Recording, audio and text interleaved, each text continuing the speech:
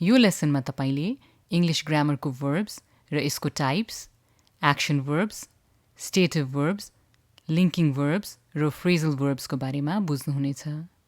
यसका साथै यिनीहरू बीचको फरक के छ त्यसको बारेमा पनि बुझ्नुहुनेछ। सुरु गरौँ verb को definitionबाट। Verbs are words that express an action or a state of being।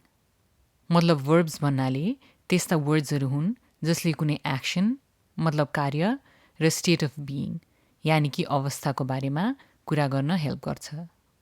यहाँ action जनाउने wordsहरू हुन् read, drive, paint, wash, etc. त्यस्तै state of being जनाउने wordsहरूको example हो have, is, are, seem, like, wish आदि। र verbs English ग्रामरको एकदमै important part of speech हो। त्यो किन हो भने यसले सेन्टेन्सलाई कम्प्लिट बनाएर रिडर र लिसनरलाई कम्प्लिट मेसेज दिन हेल्प गर्छ। र अझै स्पेसिफिक हुनुपर्दा verbsले कुनै कुरा के हो जस्तै that was a deer त्यो मृग थियो, वा कोही व्यक्तिले के काम गर्दैछ जस्तै he is cooking ऊ पकाउँदैछ, वा कुनै कामको टाइम जस्तै he will call you tomorrow उसले तिमीलाई भोलि कल गर्छ। र opinion जस्तै I like vanilla ice cream मलाई vanilla ice cream मनपर्छ। यसका साथै verbले कुनै व्यक्ति वा वस्तुको अवस्थाको बारेमा पनि जानकारी दिन हेल्प गर्छ। जस्तै you look exhausted तपाईँ थकित देखिनुहुन्छ। यी सेन्टेन्सहरूबाट के बुझ्न सकिन्छ भने इङ्ग्लिसमा verbsलाई धेरै सिचुएसनमा युज गरिन्छ। मतलब verbsको धेरै काम वा फङ्क्सनहरू हुन्छ र यी फङ्क्सन अनुसार verbsलाई विभिन्न क्याटेगोरीमा डिभाइड गरिएको छ। र ती क्याटेगोरीहरूको लिस्टको फर्स्टमा छ action verbs। Action verbs are words that express action। मतलब कुनै कार्यको बारेमा कुरा गर्नको लागि युज गरिने वर्ड्सहरूलाई action verbs भनिन्छ। जस्तै she turned the page उनले पाना पल्टाइन्। त्यस्तै अर्को इक्जाम्पल छ he folded his shirt उसले आफ्नो शर्ट पट्यायो। यहाँ turned र folded हो action verbs यानि कि कुनै व्यक्तिले गरेको कार्य जनाउने वर्ड्सहरू।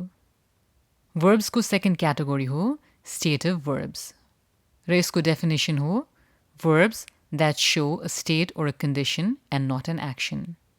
मतलब कुनै व्यक्ति वा वस्तुको अवस्थाको बारेमा कुरा गर्नको लागि युज गरिने verbsलाई stative verbs भनिन्छ।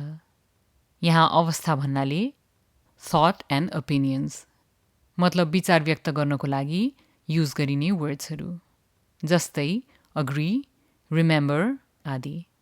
सेकेन्ड हो feelings and emotions मतलब भावनाहरूलाई व्यक्त गर्ने वर्ड्सहरू जस्तै like, love र wish पनि stative verbs हुन्। र अर्को हो senses and perceptions मतलब धारणाहरू जनाउने वर्ड्सहरू जस्तै appear, taste, hear, smell पनि stative verbs हुन्। यसै गरी possession र measurement मतलब आफूसँग केही कुरा छ वा कुनै चीजको मेजरमेन्टको बारेमा कुरा गर्नको लागि युज गरिने वर्ड्सहरू जस्तै belong, possess, have र measure पनि stative verbsहरू हुन्।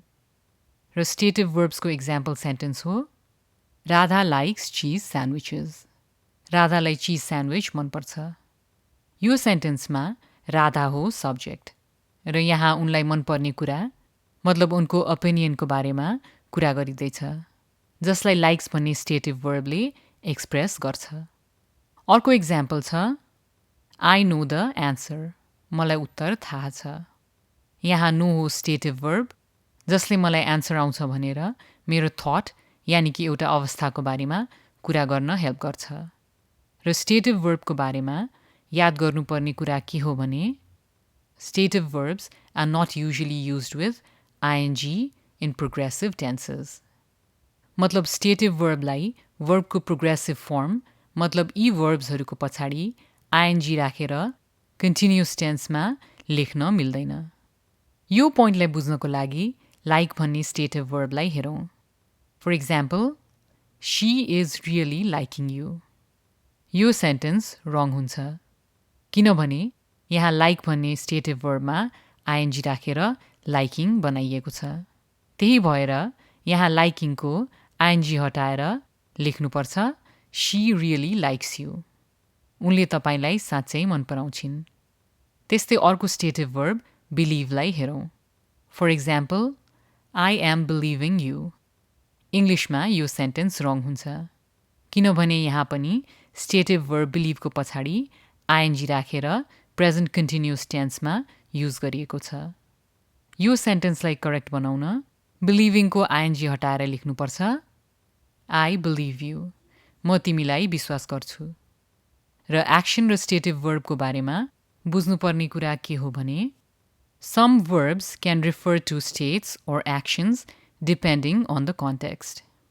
मतलब इङ्ग्लिसमा केही यस्ता verbsहरू छन् जुन कन्टेक्स्ट यानि कि सेन्टेन्सको सन्दर्भ अनुसार एक्सन र स्टेटिभ दुवै सेन्समा युज गर्न मिल्छ for example this coffee taste delicious यो कफी मिठो छ र अर्को सेन्टेन्स छ the chef tasted the onion soup शेफले प्याजको सुप चाखे यहाँ हामी देख्न सक्छौँ कि यी दुईटा सेन्टेन्समा टेस्ट भन्ने वर्ब युज गरिएको छ तर फर्स्ट एक्जाम्पलमा टेस्टले कफी कस्तो छ भनेर एउटा धारणा व्यक्त गर्न हेल्प गर्छ त्यही भएर यो सेन्टेन्समा टेस्ट हो स्टेटिभ वर्ब तर सेकेन्ड एक्जाम्पलमा टेस्टेड द अनियन सुप भन्नाले सुप चाख्ने एक्सन वा कार्य भएको थियो भन्ने जनाउँछ त्यही भएर सेकेन्ड एक्जाम्पलमा टेस्टेड हो एक्सन वर्ब यस्तै अर्को एक्जाम्पललाई हेरौँ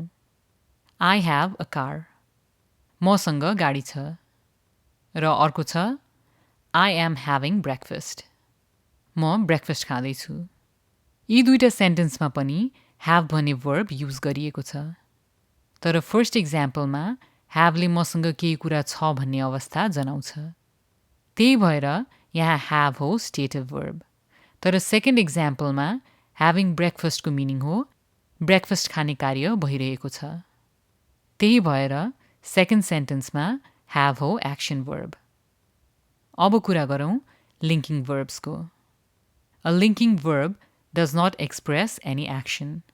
It is used to identify or to describe its subject. मतलब स्टेटिभ वर्ब जस्तै लिङ्किङ verbsले कुनै पनि किसिमको कार्य जनाउँदैन लिङ्किङ verbsलाई सब्जेक्टको पहिचान गर्न वा वर्णन गर्नको लागि प्रयोग गरिन्छ र लिङ्किङ verbsले सब्जेक्टलाई आइडेन्टिफाई र डिस्क्राइब कसरी गर्छ भन्दाखेरि It connects the subject of a sentence to an adjective, adverb, prepositional phrase, noun or noun phrase called the complement that identifies or describes it. मतलब लिङ्किङ verbले सब्जेक्ट यानि कि कुनै व्यक्ति वा कुनै चीजको आइडेन्टिटी वा परिचय दिन वा कुनै कुरालाई डिस्क्राइब यानि कि वर्णन गर्न युज गरिने नाउन एडजेक्टिभ्स एडभर्ब वा प्रेपोजिसनल फ्रेज जसलाई इङ्ग्लिसमा कम्प्लिमेन्ट भनिन्छ ती वर्ड्सहरूलाई सब्जेक्टसँग लिङ्क मतलब जोड्ने काम गर्छ र इङ्ग्लिसको मोस्ट कमन लिङ्किङ verbsहरू हुन् टु बी verbsको फर्म्सहरू जस्तै am, is, are, was, were आदि यसका साथै become, seem, appear, taste, smell र feel पनि लिङ्किङ verbsमै पर्छ र लिङ्किङ verbले सेन्टेन्समा सब्जेक्टसँग त्यसको आइडेन्टिटी अथवा डिस्क्रिप्सन जनाउने वर्ड्सहरूलाई कसरी लिङ्क गर्छ त्यो केही एक्जाम्पल सेन्टेन्सहरूबाट हेरौँ नम्बर 1 आरिफ फिल्स स्याड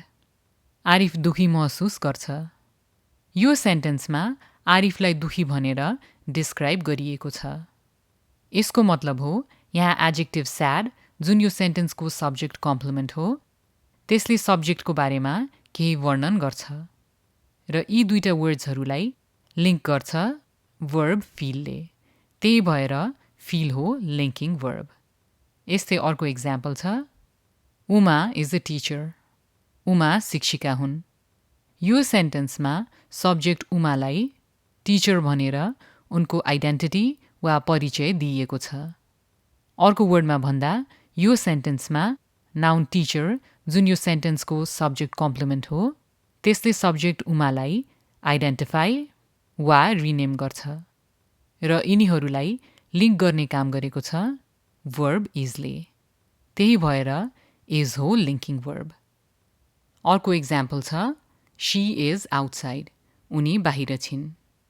यहाँ आउटसाइड जुन एडभर्ब अफ प्लेस हो यसले यो सेन्टेन्समा सब्जेक्टको लोकेसन जनाउने कम्प्लिमेन्टको रूपमा फङ्सन गर्छ र यसले सब्जेक्ट शीको लोकेसनलाई आउटसाइड भनेर डिस्क्राइब गर्छ र यी दुईटा वर्ड्सहरूलाई लिङ्क गर्ने काम गरेको छ वर्ब इजले। त्यही भएर इज हो लिङ्किङ वर्ब। यस्तै अर्को इक्जाम्पल छ the bracelet is around her wrist, bracelet उनको नाडीमा छ। यो सेन्टेन्समा ब्रेसलेट हो सब्जेक्ट र यसको लोकेसनलाई डिस्क्राइब गर्न अराउन्ड हर रिस्ट जुन प्रेपोजिसनल फ्रेज हो त्यसले कम्प्लिमेन्टको रूपमा काम गरेको छ र यिनीहरूलाई जोड्ने काम गरेको छ इज भन्ने वर्बले। त्यही भएर इज हो लिङ्किङ वर्ब। र लिङ्किङ वर्बको बारेमा याद गर्नुपर्ने कुरा के हो भने linking verbs do not make sense if used alone, they need a complement to complete their meaning. मतलब कुनै कम्प्लिमेन्ट जस्तै कुनै adjective, adverb, prepositional phrase, noun वा नाउन फ्रेज जसले सब्जेक्टको बारेमा जानकारी दिन्छ त्यस्तो वर्ड्सहरू बिना लिङ्किङ वर्ब्सको मिनिङ इन्कम्प्लिट हुन्छ। जस्तै यो सेन्टेन्सलाई हेरौँ माई ब्रदर बिकेम, मेरो भाइ बन्यो। यहाँ माई ब्रदर हो सब्जेक्ट र बिकेम हो लिङ्किङ वर्ब र यो सेन्टेन्स इन्कम्प्लिट छ किनभने माई ब्रदर बिकेम वाट मतलब मेरो भाइ के बन्यो त्यो क्वेसनको एन्सर क्लियर छैन। अब यही सेन्टेन्समा केही वर्ड्सहरू थपेर भनौँ my brother became a singer, मेरो भाइ गायक बन्यो। यो सेन्टेन्स अब कम्प्लिट भयो किनभने मेरो भाइ के बन्यो भनेर डिस्क्राइब गर्ने वर्ड सिङ्गर जुन सब्जेक्ट कम्प्लिमेन्ट हो त्यसले सबै इन्फर्मेसन दिन्छ र यो सेन्टेन्सलाई कम्प्लिट बनाइदिन्छ। त्यही भएर कम्प्लिमेन्ट बिना लिङ्किङ वर्ब इन्कम्प्लिट हुन्छ। यस्तै अर्को इम्पोर्टेन्ट पोइन्ट हो some verbs can function as either action verbs or linking verbs. मतलब इङ्ग्लिसमा केही यस्ता वर्ड्सहरू छन् जसले एक्सन वर्ब र लिङ्किङ वर्ब दुवै रूपमा फङ्सन गर्न सक्छन्। जस्तै द फ्लावर्स लुक्ड विल्टेड, फुलहरू ओइलाएको देखिन्थ्यो। र अर्को इक्जाम्पल हो she looked for wild flowers, उनीले जङ्गली फुलहरू खोजिन्। यहाँ देख्न सकिन्छ कि यी दुवै सेन्टेन्समा लुक्ड भन्ने वर्ब युज गरिएको छ तर फर्स्ट सेन्टेन्समा लुक्ड हो लिङ्किङ वर्ब र सेकेन्ड सेन्टेन्समा लुक्ड हो एक्सन वर्ब। र यस्तो दुवै सेन्समा युज हुने वर्ब्सहरूलाई सेन्टेन्समा कसरी युज गरिएको छ मतलब as a linking verb use गरिएको छ अथवा as an action verb use गरिएको छ त्यो कुरा पत्ता लगाउने एउटा इजी वे छ र त्यो हो if you can substitute a to be verb for the main verb in a sentence and it makes sense then the main verb is a linking verb. यदि सेन्टेन्सको मेन वर्बलाई टु बी वर्बले replace गर्दा पनि सेन्टेन्सको meaning different हुँदैन भने त्यो verb हो लिङ्किङ वर्ब। जस्तै अघिको दुईटा इक्जाम्पल्सलाई हेरौँ। Number 1 the flowers looked wilted, फुलहरू ओइलाएको देखिन्थ्यो। Number 2 she looked for wild flowers, उनीले जङ्गली फुलहरू खोजिन्। अब यिनीहरूको मेन वर्ब लुक्डलाई टु बी वर्बले रिप्लेस गरेर हेरौँ। फर्स्टको सेन्टेन्स हुन्छ द फ्लावर्स वर विल्टेड र सेकेन्डको सेन्टेन्स हुन्छ she was for wild flowers. यहाँ हामी देख्न सक्छौँ कि फर्स्ट सेन्टेन्समा वर्ड राख्दा पनि सेन्टेन्सको मिनिङ डिफ्रेन्ट भएको छैन। त्यो किन हो भने यहाँ विल्टेड भन्ने एडजेक्टिभले सब्जेक्ट फ्लावर्सलाई डिस्क्राइब गर्छ र यिनीहरूलाई जोड्ने वर्ड हो लुक्ड जुन लिङ्किङ वर्ब हो। र सेकेन्ड इक्जाम्पलमा शी वाज फर वाइल्ड फ्लावर्सको कुनै मिनिङ हुँदैन मतलब उनीले वाइल्ड फ्लावर्स खोजिन् भन्ने मिनिङ आउँदैन। त्यही भएर यहाँ looked हो action verb. र इङ्ग्लिश ग्रामरको verbsको यी ग्रुपहरू बाहेक अर्को एउटा ग्रुप पनि छ र त्यसलाई भनिन्छ phrasal verbs. Phrasal verbs are a group of words that function as a verb and is made up of a verb plus a preposition, an adverb or both. मतलब phrasal verbs शब्दहरूको एउटा समूह हो जसले verbको रूपमा काम गर्छ र त्यो शब्दहरूको समूहमा एउटा word verb हुन्छ र त्यो verbसँग कि त preposition हुन्छ वा adverb हुन्छ वा दुवै हुन सक्छ. For example, fall behind पछि पर्नु, hold back रोक्नु, turn down अस्वीकार गर्नु आदि. र इङ्ग्लिशमा everyday conversationमा phrasal verbs को धेरै युज गरिने हुनाले यसको बारेमा जान्यौं भने इङ्ग्लिश बुझ्न सजिलो हुन्छ र आफूले इङ्ग्लिश बोल्दा natural सुनिन्छ. Example sentence: Our car broke down at the side of the highway. हाम्रो गाडी राजमार्गको छेउमा बिग्रियो. यो सेन्टेन्समा broke down हो phrasal verb र यसको मिनिङ हो बिग्रिनु. अर्को एक्जाम्पल छ My roses grew back this summer. मेरो गुलाबहरू यो गर्मीमा फेरि बढ्यो. यो सेन्टेन्समा grew back हो phrasal verb र यसको मिनिङ हो फेरि बढ्नु. र phrasal verbs को बारेमा अझै धेरै बुझ्नको लागि यो च्यानलमा भएको phrasal verbs सम्बन्धी भिडियो अवश्य हेर्नुहोला. त्यो भिडियोमा तपाईले phrasal verbs भनेको के हो, यसलाई कसरी युज गरिन्छ र यसलाई याद गर्ने सजिलो टेक्निक्सहरू पनि सिक्नुहुनेछ. र त्यो भिडियोको लिंक तल डिस्क्रिप्सनमा राखिएको छ. त्यो लिंक क्लिक गरेर भिडियो हेर्नुहोला. आजको लेसन यति नै. I hope this lesson was helpful for you. यदि यो लेसन मन पर्यो भने यो भिडियोलाई लाइक गर्नुहोला अनि आफ्नो साथीहरूलाई पनि यो भिडियो शेयर गर्नुहोला.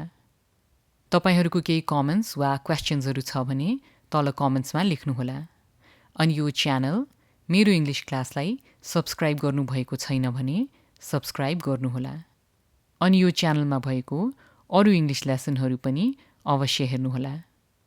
Thank you for watching. अर्को इंग्लिश लेसनमा फेरि भेटौँला.